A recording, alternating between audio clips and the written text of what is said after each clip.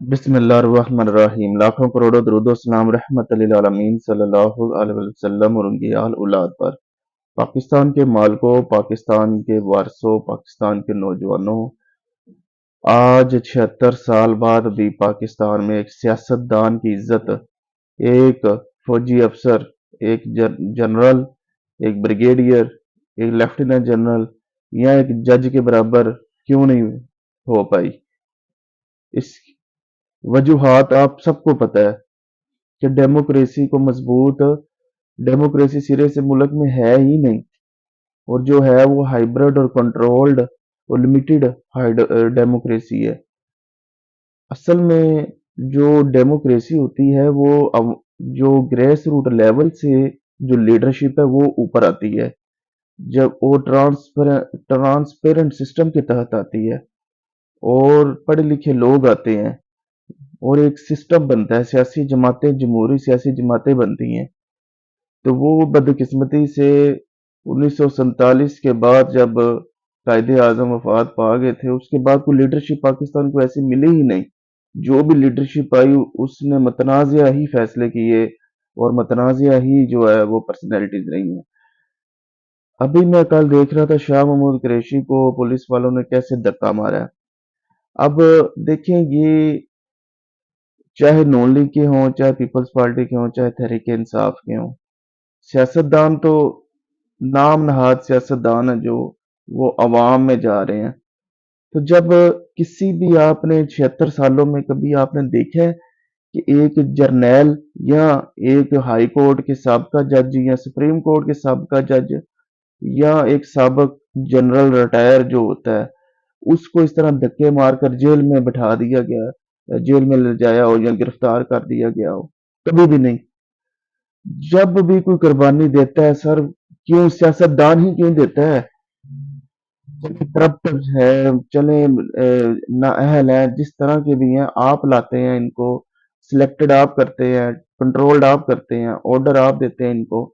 जिस तरह के भी हैं तो सियासतदान, क्यों मजाक अवाम का बना रहे हैं? चलो नाम नहाज सही, चले अवाम के नुमाइंदे तो हैं।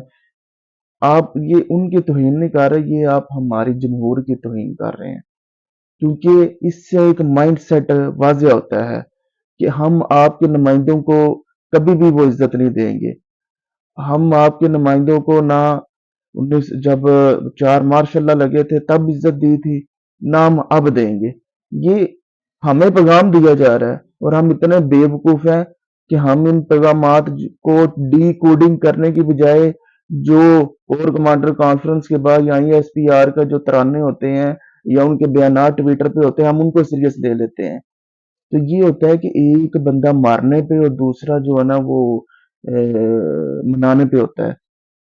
तो ये एस्टेब्लिशमेंट के दो रंग है, एक तरफ हम हमें वो छितर मारती है अवाम को, दूसरी तरफ जो ISPR के जरिए ट्विटर पे और तरानों के जरिए हमें मनाती है, हमें वो जो है ना वो पोचे पोचे करती है।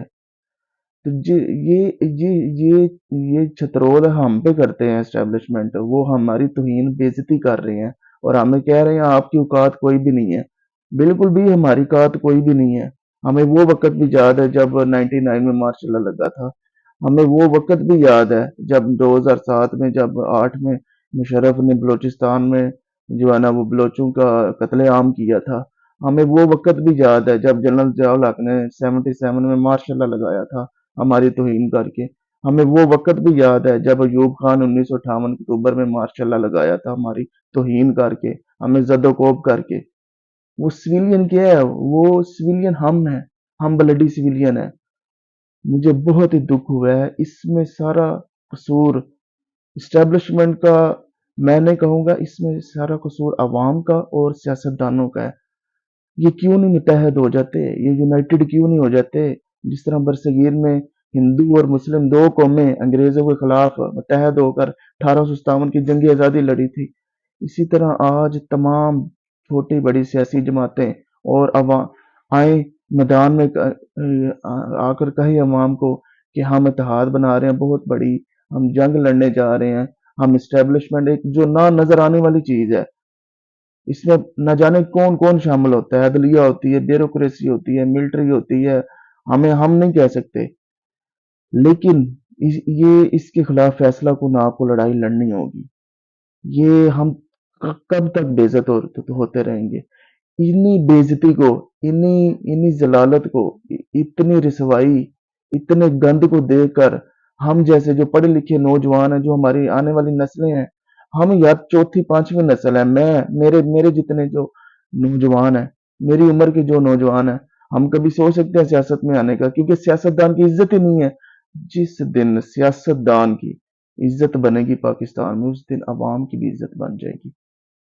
اور اسی وجہ سے پڑھے لکھے نوجوان، نئی نسلیں سیاست کو ایک گالی سمجھ کر، ایک عبادت نہیں سمجھ کر وہ سیاست میں آ نہیں رہی. کیونکہ سیاست سب سے گھٹیا پاکستان میں، سب سے بدنام زمانہ اور رسوائی والا ایک علامت سمجھا جاتا ہے شعبہ.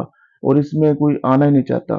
کہ کبھی سنا ہے آپ نے بچے سے کہ بھئی بیٹا بڑے ہو کے کیا بننا ہے؟ بھی ڈاکٹر، انجینئر، جج، وکیل بننا ہے، میں نے پائلٹ بننا ہے. کبھی کہا ہے اس نے میں نے سیاستدان بننا ہے اور میں نے بڑا ہو کر اپنے معاشرے اور ملک کے لیے خدمت کرنی ہے، میں ٹھیک کرنا ہے یہ چیز ہے؟ کبھی بھی نہیں. کیونکہ نہ ہی یہ پیرنٹس اپنے بچوں کو سکھاتے ہیں اور نہ ہی ہمارے ذہن میں آتا ہے. کیونکہ یہ جھوٹ کا شعبہ ہے، دھوکے کا، کرپشن کا، لوٹ مار کا، قتل و غارت کا، ریپ کا. یہ شعبہ ہی ایسا ہے کہ جہاں ایسے شعبے میں آپ آتے ہیں کہ سارے شعبوں گندے کام کرنے کا، برے شیطانی کام کرنے کا آپ کو لائسنس مل جاتا ہے. آپ کو کوئی روکنے ٹوکنے والا نہیں ہوتا. تو ایسی بات ہی ہے. آپ جتنے بھی پارلیمان میں چلے جاتے ہیں، وہ کتنے یہ سارے جرائم جو میں نے بتائے ہیں ان میں شامل ہوتے ہیں. اسی جرائم کی وجہ سے، اسی جرائم کی وجہ سے ان کی عزت نہیں ہوتی. اور یہ اداروں کے کانے رہتے ہیں. یہ فوجیوں کے بھی کانے رہتے ہیں، ایجنسیوں کے بھی کانے رہتے ہیں، ریاستی اور قانون نافذ کرنے والے اداروں کے بھی کانے رہتے ہیں، اور عدلیہ کے بھی کانے رہتے ہیں. پاک رہو، بے باک رہو. تو میں یہی کہتا ہوں، جب تک لیڈرشپ جو نہیں آئے گی گریس روٹ لیول سے، ایماندار نوجوان اور اہل ترین نوجوان نہیں آئیں گے، اصل ڈیموکریسی نہیں لے کر آئیں گے، انڈیپینڈنٹ ڈیموکریسی نہیں لے کے آئیں گے، انڈیپینڈنٹ سیاسی نظام نہیں لے کر آئیں گے، انڈیپینڈنٹ فنڈنگ سسٹم نہیں لے کر آئیں گے، تو آپ کبھی بھی یہ اپنی عزت نہیں جمہور بنا سکتی. نہ سیاستدانوں کی عزت ہو سکتی ہے. عزت چھوڑ کر سیاستدانوں میں فیصلہ کرنے کی قوت نہیں ہو سکتی، اور نہ ہی فیصلہ منوانے کی قوت ہو سکتی ہے.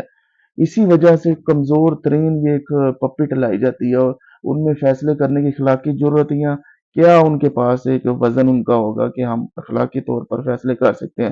وہ اداروں پہ کیسے ہیوی ہو سکتے ہیں؟ وہ اداروں کو کیسے پالیسی بنا کر دے سکتے ہیں؟